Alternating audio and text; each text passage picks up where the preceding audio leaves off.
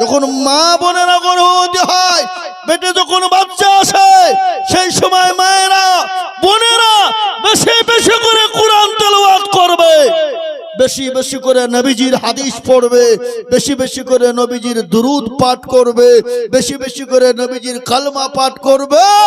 তাহলে সেই ঘরের সন্তানরা নামাজি হবে, কোরআনওয়ালা হবে, দিনদার হবে, ইমানদার হবে, পরহেজগার হবে, নবীর প্রেমিক হবে। আর আমাদের মা বোনদের পেটে বাচ্চা আসতে দেরি, ওরা কুড়িয়ে হইতে দেরি নাই। এই কথা কন না কেন? স্বামীকে হুকুম, শাশুড়িকে হুকুম, শ্বশুরকে হুকুম, দেওরকে হুকুম, ভাসুরকে হুকুম, স্বামীকে হুকুম, আছে না নাই? কুড়িয়ে দিন শেষ হয়ে যায়। হ্যাঁ, নামাজ নাই, রোজা নাই, কুল নাই, কলমা নাই, উত্তর নাই, দক্ষিণ নাই, কিচ্ছু নাই। মোবাইল পেয়েছে আর মাল নিয়ে বসে পড়ছে বাবজি সিরিয়াল দেখতে। কি তোমার পেটে কি আব্দুল কাদের জিলানী হবে? হ্যাঁ, ওর পেটে তো কটকটি হবে। সিরিয়াল যারা দেখে ওর পেটে কি হবে? কটকটি হবে না? হবে না? বলো। আব্দুল কাদের জিলানী হবে? আব্দুল কাদের জিলানী বড় পীর মাহবুবে সুবহানী কুতুবে রব্বানী বড় পীর আব্দুল কাদের জিলানী রাহমাতুল্লাহ আলাইহির একটা ঘটনা, ছোট্ট কথা আমি বলি। তিনার আম্মা জান এতদিন দাঁড়িয়ে ছিলেন, পরহেজগারিনী ছিলেন, আল্লাহ ওয়ালি ছিলেন, দিন ওয়ালি ছিলেন। তিনি কোরআন তেলাওয়াত করতেন। এই এই এই এই এই ওই মালদুরি কে গো? এই বসো, এই বসো। নাও কেন কথা দেওয়া আছে নাকি কাউকে? হ্যাঁ,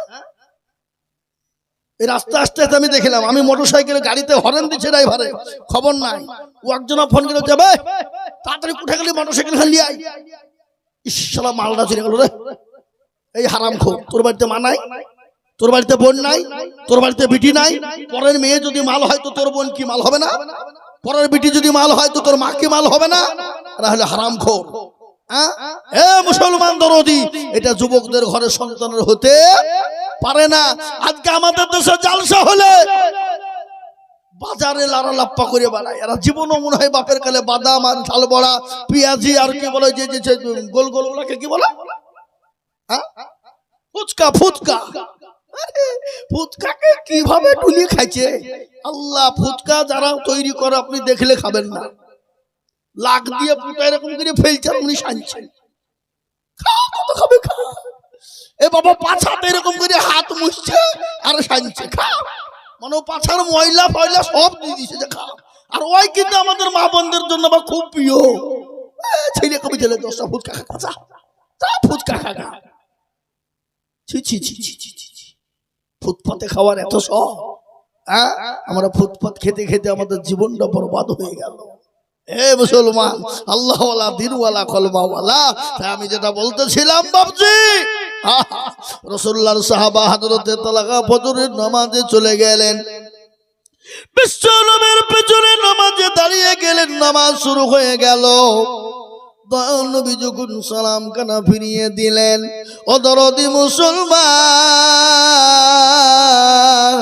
ভালো করে শুনবেন, ও আল্লাহওয়ালা, দিনওয়ালা, ঈমানওয়ালা। বিশ্ব নবী সালাম ফেরা হয়ে গেল। হযরতে তালহা মসজিদ থেকে বেরিয়ে চলে যায়। রাসূলুল্লাহ সাহাবা বললেন, ও আল্লাহ নবীর সাহাবা তালহা, তুমি বসে যাও। তিনি সঙ্গে সঙ্গে বসে গেলেন। দয়ার নবী, মায়ার নবী, বিশ্ব নবী সাহাবারা নবীজির সামনে এত সুন্দর করে বসে গেলেন। আল্লাহর নবী বললেন, ও তালহা, আমি তোমাকে বসতে বলেছি। তালহা গো, তুমি কেন আমার কোরআনের মজলিসে বসো না? আমার মজমাকে তোমাকে বসতে ভালো লাগে না? হযরতে তালহার চোখ দিয়ে ওজর দিয়ে ঝরঝর করে পানি ঝরে গেল। রাসূলুল্লাহ বললেন, ও আমার তালহা, আমি তো তোমাকে জোরে কথা বলি না, আমি আপনাদেরকে বলি বাবা, আল্লাহ রসুল দুনিয়ার জমিনে 63 বছর দুনিয়া জিন্দেগিতে ছিলেন। কোনোদিন কাউকে ধমক দেয় না, কোনোদিন কাউকে গালি দেয় না, কোনোদিন কাউকে চড় মারে না, জীবনেও কোনোদিন কাউকে মিথ্যা কথা বলে না। তিনি তো দয়ার নবী, তিনি আখলাক চরিত্র ব্যবহার তো ভালো। আল্লাহ কোরআনে পাকের মধ্যে বলে দিলেন, লাকাদ কানা লাকুম ফি রাসূলিল্লাহি উসওয়াতুন হাসানা।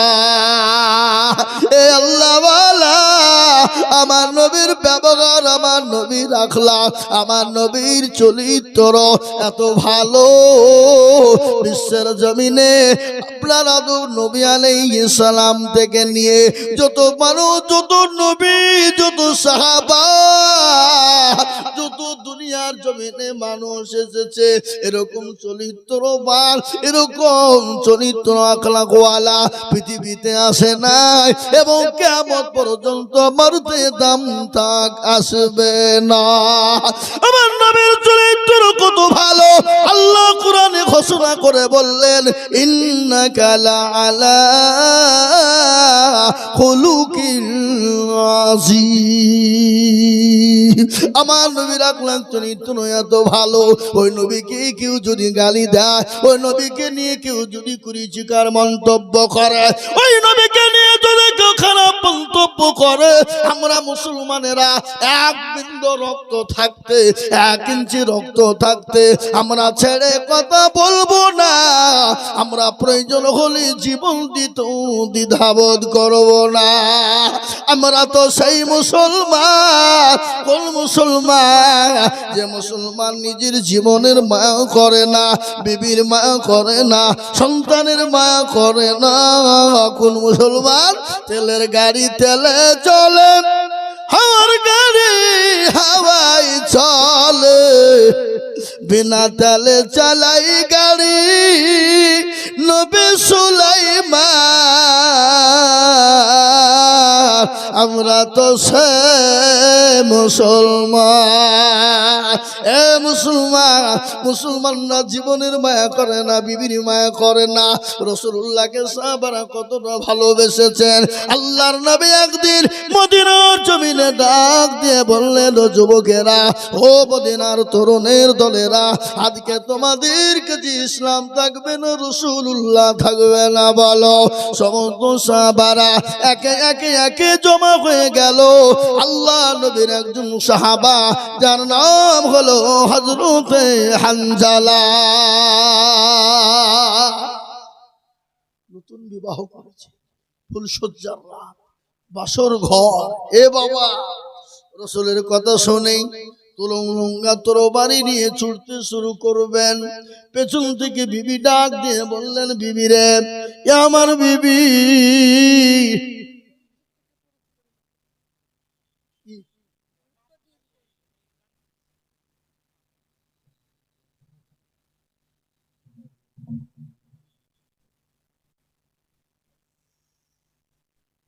আপনারা বলে দেবেন,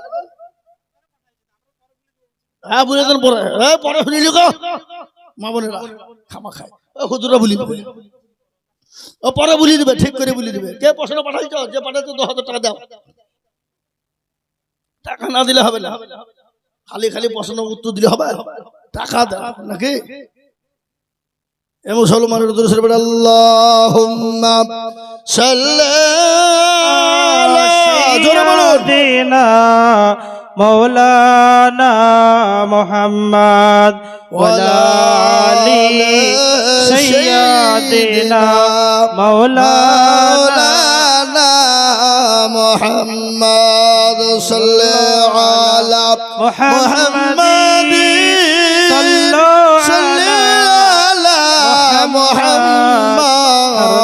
মুহাম্মদ জবান কালো পাক নামে মুহাম্মদ হরদম জবান কালো শফিয়ানা মুহাম্মদ।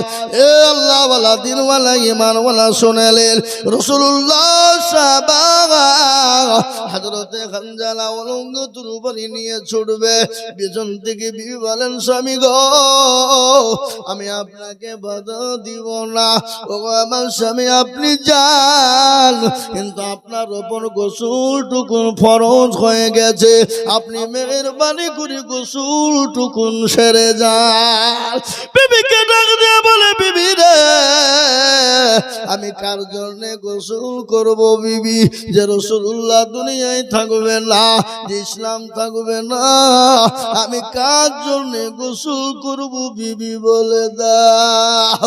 হযরতে হানজালা চলে গেলেন, জীবনের কোনো মায়া না, বিবির কোনো মায়া না, বিবির কোনো মায়া না, নতুন বিবাহ করে বাসর ঘরে ফুলসজ্জায় বিবিকে রেখে দিয়ে জিহাদের ময়দানে তিনি চলে গেলেন, কাফেরদেরকে জাহান্নামের টিকিট ধরিয়ে দিলেন, তিনিও নিজে শহীদ হয়ে গেলেন, ইসলামের দামামা কালেমা দামামা বেজে গেল। রাসূলুল্লাহ বললেন সাহাবা তোমরা লাশগুলাকে এক জায়গায় তোমরা জমা করো, সমস্ত লাশগুলাকে একত্রিত করে জমা করা হলো। আমার রাসূল বললেন ও সাহাবারা তোমরা লাশটাকে দাফনের ব্যবস্থা তোমরা করে ফেলো। সমস্ত সাহাবাদের লাশকে দাফন করার জন্য সাহাবারা তৈরি হয়েছে। ইতিমধ্যে হযরতে হানজালার বিবি চলে এলেন, আসার পরে বললেন নবী গো রাসূলুল্লাহ আমি জানি নবী গো যারা শহীদ হয়ে যায় তাদেরকে কোনো রকম গোসল দেওয়া হয় না। ইয়া রাসূলুল্লাহ আমার স্বামী হযরতে হানজালার উপর গোসল ফরজ হয়ে গেছে, ওগো রাসূলুল্লাহ আমার স্বামী হানজালার গোসলটুকু একটু দেওয়ার ব্যবস্থা করে দেবে। দয়ার নবী মায়ার নবী বিশ্ব নবী হানজালার লাশকে খুঁজে কোথাও যখন পেলেন না, উপরের দিকে রাসূলুল্লাহ লক্ষ্য করলেন, পানি টোপে টোপে টোপে টোপে নিচের দিকে পড়ে যায়। রাসূলের সামনে হযরতে হানজালার লাশটা হাজির হয়ে গেল। আল্লাহর নবী বললেন ও হানজালার বিবি আমার হানজালার উপরে আমার আল্লাহ এত খুশি তাকে দুনিয়ার কোনো পানি দ্বারা গোসল দেন না, আল্লাহ তার হাউজ কাউসারের পানি দিয়ে গোসল বানায়া দিয়েছে। ধরে বলুন সুবহানাল্লাহ। বিশ্ব নবী হযরতে হানজালার দিকে তাকায় আর রাসূলুল্লাহর চোখ দিয়ে গড় গড় গড় গড় করে পানি ঝরে যায়। সাহাবারা বললেন ফিদাকা ইয়া রাসূলুল্লাহ, ও হাবিবুল্লাহ, ও দয়ার নবী আপনি হানজালার লাশকে দেখি কেন কান্না করেন? বলে সাহাবারে আমি হানজালার দিকে লক্ষ্য করে দেখলাম, কেন জানো জীবনের কোনো মায়া না, বিবির কোনো মায়া না, নিজের কোনো মায়া না, ও আমার হানজালা ও আমার সাহাবারা নিজের জীবন পর্যন্ত ইসলামের জন্য দিতে দ্বিধাবোধ করে না। আজকে আমি বলবো বাপ নিজের জীবনের মায়া করে নাই, সন্তানের মায়া করে নাই, দিনের মায়া করে, আপনার বিবির মায়া করে না, নিজের শরীরের মায়া করে না, রাসূলুল্লাহর জন্য দিনের জন্য জীবন দিতেও দ্বিধাবোধ করে না। হাদিসের মধ্যে এসেছে আপনি অতক্ষণ পর্যন্ত মুমিন হবেন না, অতক্ষণ পর্যন্ত দিনদার হবেন না, অতক্ষণ পর্যন্ত আল্লাহওয়ালা হবেন না। আল্লাহি ওয়াল্লাহি ওয়াল্লাহি লা ইউমিনু আহাদুকুম হাত্তা কুনা মাহাব্বা ইলাইহি মিন ওয়ালিদিহি ওয়া ওয়ালাদিহি ওয়ান নাসি আজমাইন। আপনি অতক্ষণ পর্যন্ত মুমিন হবেন না যতক্ষণ পর্যন্ত নিজের জীবনের থেকে বিবি বাচ্চা ছেলে মেয়ে গাড়ি বাড়ি আত্মীয় স্বজন জমি জায়গা থেকে নিজের জীবনের থেকে আল্লাহ তার রাসূলকে না ভালোবাসতে পারবেন ততক্ষণ পর্যন্ত মুমিন হতে পারবেন না। তাই ইনশাআল্লাহ পৃথিবীর জমিনে যতদিন বেঁচে থাকবো আল্লাহ তার রাসূলকে নিজের জীবনের থেকে বেশি ভালো করে বাসবো। একবার হাতটা উঁচু করে দিয়ে আমার আল্লাহকে দেখিয়ে দিয়ে বলুন ইনশাআল্লাহ। তুলো হাত তুলুন। আরে এরা কি রে? এরা বুঝতে পারেনি, এরা মনে করছে যে হাতটা তুললি মনে হয় বিপদ হয়ে যাবে। এই বধুর পাড়ার লোক, যে হাত তুললো সে জিতলো, আর যে তুললো না কি হলো? কি হলো? হেরে গেল। হেরে গেল। ওরা মনে করছে যে জিতলি, হাত তুললি বিপদ, আর না তুললি ভালো। হ্যাঁ, বধুর পাড়ার লোক চালাক বাপ, বদনাই করে পানি নিয়ে মাঠে গেলছে কি করতে? ওই কথা বললে কি করতে? পায়খানা করতে। পায়খানা করে পানি খরচ করতে গিয়ে দেখছে বদনা ফুটু, পানি সব পড়ে গেছে। কালকে প্রথম পড়া থেকে আজিজুল মৌলবি এলো, এসে আমাদেরকে ঠকাতে পারলো না, আর এই বদনা ঠকিয়ে দিলে তো তারা কালকে কি করে ঠকাস আমি দেখবো। ও আবার তারপরের দিন বদনাই করে পানি নিয়ে যে ওই যে আজকে আগে পানি খরচ করবো তারপরে পায়খানা ফিরবো, কি করে ঠকাস? এ বাবা আজ ঠকলো না জিতলো? আজ ঠকলো। তো যারা হাতটা তুললো তারা জিতলো, আর যারা তুললো না ঠকে গেল। আর একবার ডানে বাইয়ে পিছনে সামনে উপরে নিচে বাপজি ভাই সকলকে বলবো, পৃথিবীর জমিনে যতদিন বেঁচে থাকবো আল্লাহ তার রসুলকে নিজের জীবনের থেকে বেশি ভালোবাসবো। একটু হাত উঁচু করে বলুন ইনশাআল্লাহ।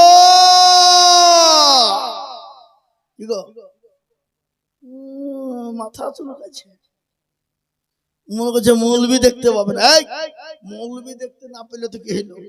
যেটা কেউ দেখে না সেটাকে দেখে, যখন যেটা কেউ জানে না সেটাকে জানে, যেটা কেউ শুনে না সেটাকে শুনে। সবাই বলে আমি ভালো আমি জানি কি, সবাই বলে আমি ভালো আমি জানি কি,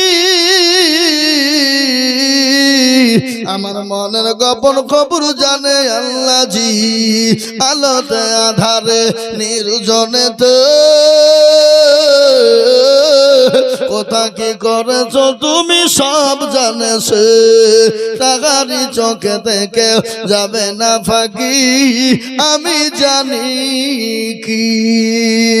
ও মুসলমান, সকলের কাছে ফাঁকি দাও যাবে, চালাকি চলবে, আমার আল্লাহর কাছে চালাকি চলবে না, আমার আল্লাহর কাছে ফাঁকি দেওয়া যাবে না। আজকে হাতটা কেন তুলবো না?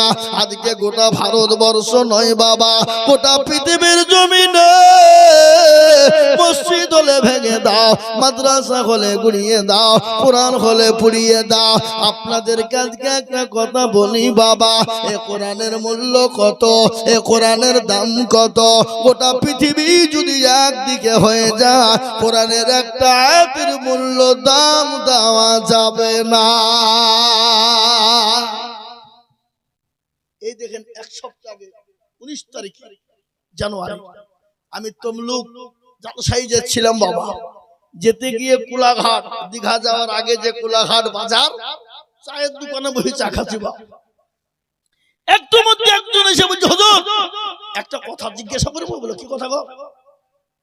যদি কিছু মনে না করেন তাহলে বলবো। হ্যাঁ বলো। কি বলো?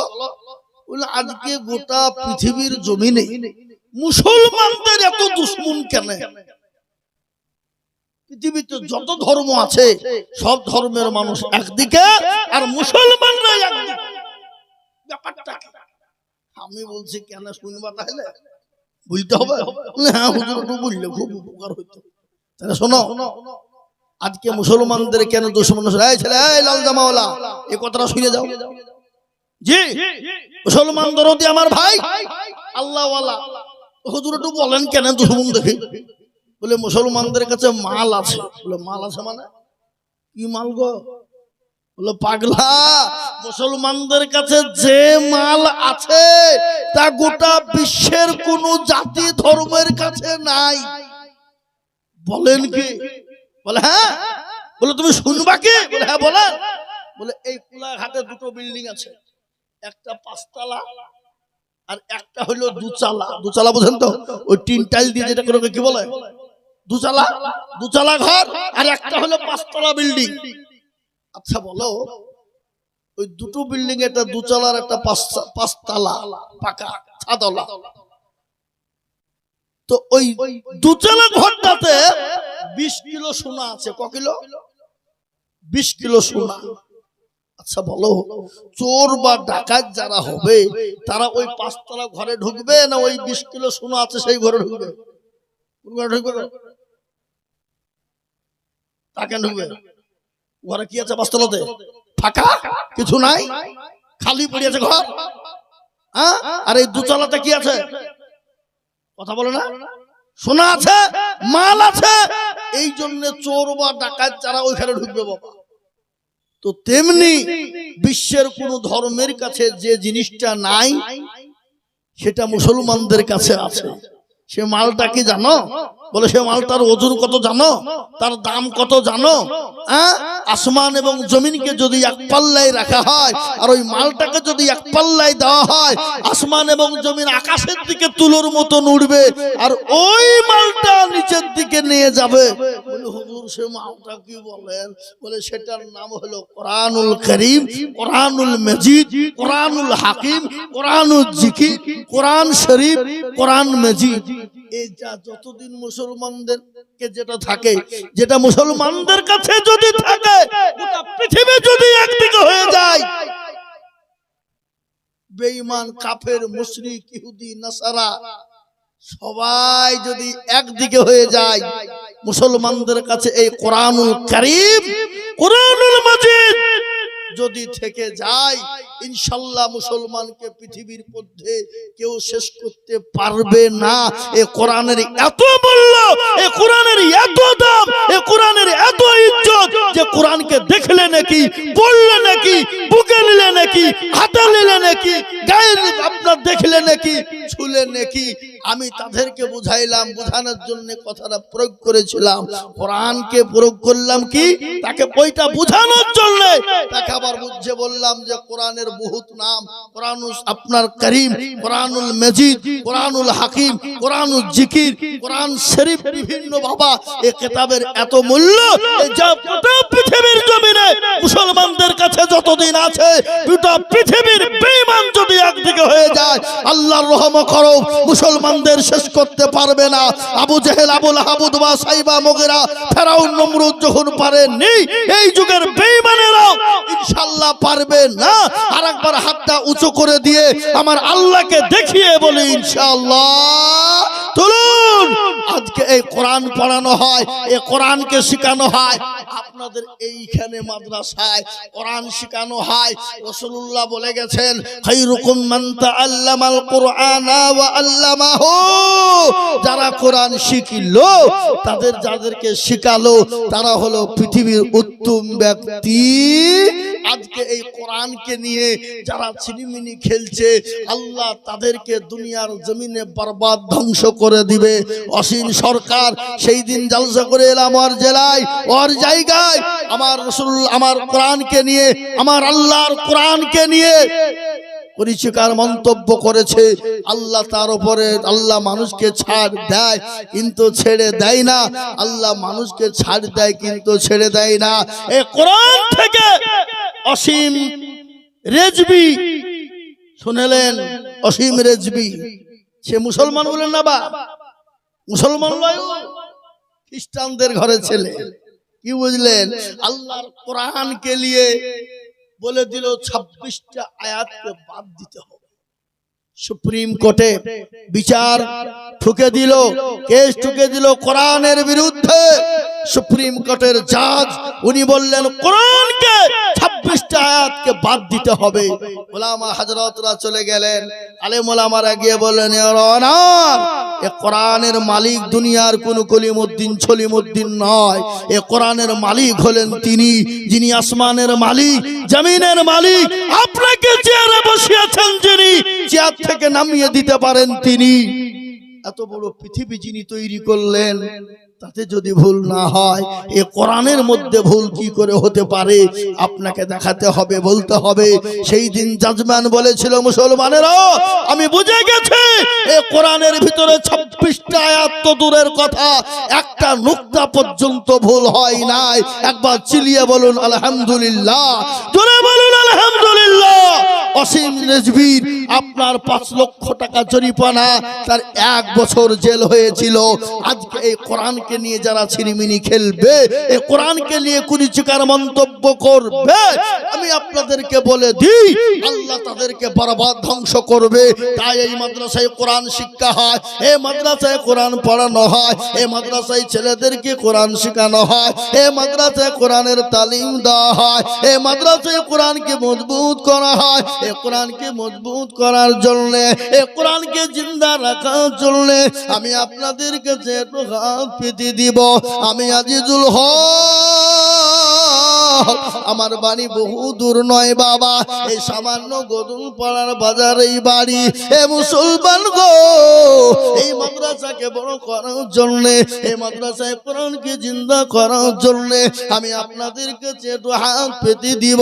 বহু টাকা বহু দিকে চলে যায়, বিবি বাচ্চা ছেলে মেয়ের পিছনে চলে যায়, ডাক্তারের পিছনে চলে যায়, আত্মীয় স্বজনের পিছনে চলে যায়। ও মুসলমান, আমার আল্লাহ পবিত্র কোরআন, কোরআনুল কারীম, কোরআনুল হাকিমকে জিন্দা রাখার জন্য আমি আপনাদের কাছে একটু হাত পেতে দিব। সারা পশ্চিম বাংলা নয়, আসাম, ত্রিপুরা, মেঘালয়, মণিপুর, উড়িষ্যা, বিহার, ঝাড়খণ্ড, পশ্চিম বাংলা, বাংলাদেশ লক্ষ লক্ষ টাকা ইসলামের জন্য, কোরআনের জন্য আমি চাই। আমি আপনাদেরকে বলতে চাই বন্ধু, ও আল্লাহ ওয়ালা, এই কোরআনকে জিন্দা রাখার জন্য আমি আপনাদের কাছে তো হাত পেতে দিব।